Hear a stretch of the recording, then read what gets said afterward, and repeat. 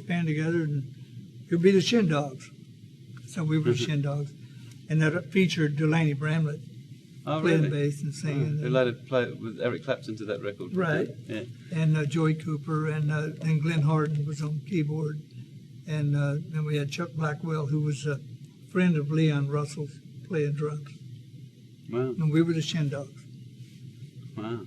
And fun. So you'd back artists, would you play? Or every just do... 90% of the show, we actually ended up doing most of the recording for the show. And in those days, would you pre-record the backing or the whole thing, and then they'd mime it to the recording you just done? Jerry Lee Lewis would come in, we'd pre-record his song, and then like Glenn Campbell, whoever the artist might be. Right. And there was a lot of fun, I bet, was it? Oh yeah, it was great. And by then, you'd left Ricky by then, or? Pretty much, because I got so busy working with so many different artists and so much stuff going on. And that's when Ricky formed his other band. And then he started touring. As a matter of fact, the guy that took my place, Tom Brumley, steel guitar player, great steel guitar player that played with Buck Owens. Wow. And Tom and I we were great friends, and we worked together a lot. And when I left Ricky, he actually, I didn't actually leave.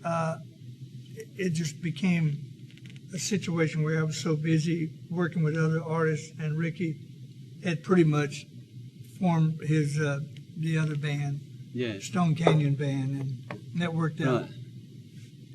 That worked out good for him, and but when he died in that plane crash, it's a very sad time, because I had worked with him actually in Las Vegas at the Sahara Hotel, and I was working with Jerry Lee Lewis.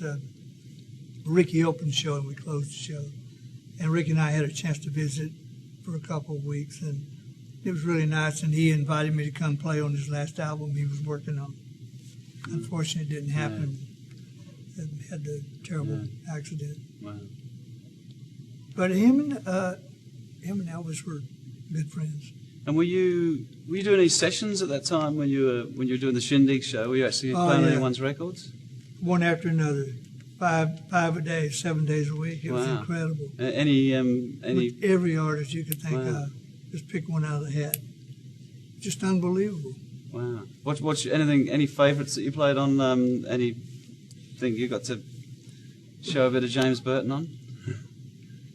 Those days? I mean, I was just working with so many incredible. You know, we did the Graham Parsons, the project, the Grievous Angel, and all those tunes, and that was quite an interesting deal. You know, I had a call from Merle Haggard, called me too. I was playing on Merle's records, and I got a phone call from Merle. Well, I knew Graham real well because we'd worked together on the Byrds records, and then when he wanted to go out and do a solo, he called me one day and he said, "I'm working on to put an album project together, and I want you guys to come play with me." Well, one day I get a phone call from Merle Haggard, and Merle said, "Do you know this guy, Graham Parsons?" And I said, "Yeah, I know Graham." He's an okay singer. What's the deal? And I said, "Yeah, he's a great singer. He's a good country singer and good talent." Merle said, "Well, would you be so kind to come and co-produce a record with me on him?" And I said, "Sure, I'd love to." So anyway, it didn't work out. Merle went off to do his thing.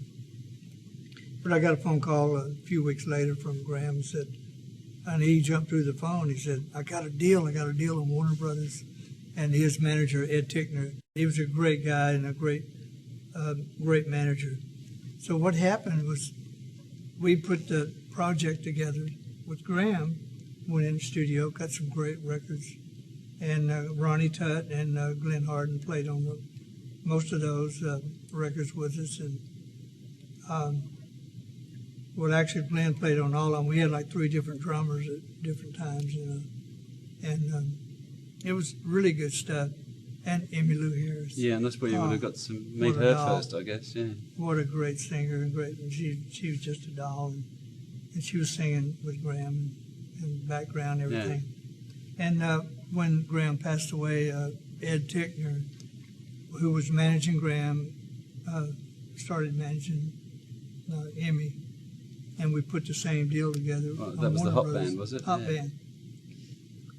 Wow. And in between there somewhere, there's the Elvis thing, isn't it? Somewhere Elvis came in. But Elvis called me in '68 to do the comeback special. Oh yeah. And I was doing a project in the studio with Jimmy Bowen, great producer, and we were doing an album with Frank Sinatra. And so I called Jimmy. I said, Jimmy, I had a call from Elvis and all the guys for the show that he's doing a comeback special in NBC, and can I go do it? You know, and he said, no, absolutely not. He said, we're booked solid all week in the studio tonight, so I couldn't go do it. But I recommended a friend of mine, Mike Dacey, and it was a good friend of mine, so Mike went and did it. Of course, we had Tommy Tedesco, incredible guitar player, just a great. Oh yeah, he's legendary session player. Yeah. We did a lot of work together, man. He was incredible. What would you play on, like, say, Frank Sinatra session? Because when I kind of think of you as rockabilly, rock and roll. Depends on the song. Maybe rhythm guitar, maybe dobro, or maybe, it didn't. Usually we had a big orchestra, strings, and we would just do maybe some acoustic guitar stuff, and once in a while, one of the songs might require some nice guitar fills and stuff. But working with so many different artists, you get a chance to do many different things. Yeah, it opens up your mind to all what's there, doesn't it? Yeah, but the great thing is, most of the artists I recorded with, I did play my style, kept my style and me. Right, yeah. Yeah, that worked. Yeah, that's good. So Elvis. So when did you eventually start there? Okay, well, I played the guitar when we did. Tommy Tedesco called me one day. He said, "James, you got to do me a favor." And I said, "Sure, Tommy." And he said, "I need for you to come to MGM tomorrow, and we're doing this thing. We're doing these tracks on the movie, the score for the movie Viva Las Vegas." So he wanted me to play guitar, and he said, "I just want to play rhythm guitar, and you play all the lead." So Ann Margaret was up there dancing, and the producer came to me and said, "Don't look at the paper, look at the screen, and when Ann gets real sexy, throw some extra licks in." Yeah.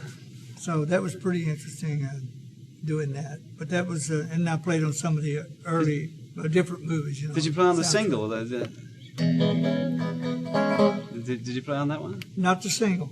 Not the single. No, but I did the thing in the movie. Right. Okay. Now I was wondering if it was you playing that. Well, that could have been me because when we were cutting all this stuff, we were doing so many different versions of different segments. Yeah. Like Reggie Young played on Suspicious Minds, the original studio cut. But when I went to work with Elvis in '69, they had just cut that album, and when we played it live on stage, Elvis liked the faster version better, and that's the version that was actually re-recorded, and they started playing that on the radio because it was more up tempo and I remember. But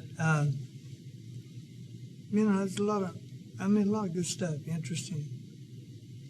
Yeah, you're not kidding. Different stuff. But Elvis, when he called me in '69, we talked for 3 hours on the phone, and Elvis said, it was really great, man. He said, "James, I watched the Oz and Harriet show to see you play guitar and Ricky sing at the end of the show, And he said, I watch it every week." I said, "Man, that's, king of rock and roll, watching the Oz and Harriet show." And, because him and Ricky were good friends anyway. But he liked that style of playing, and when he asked me to put a band together for him, and I did. It was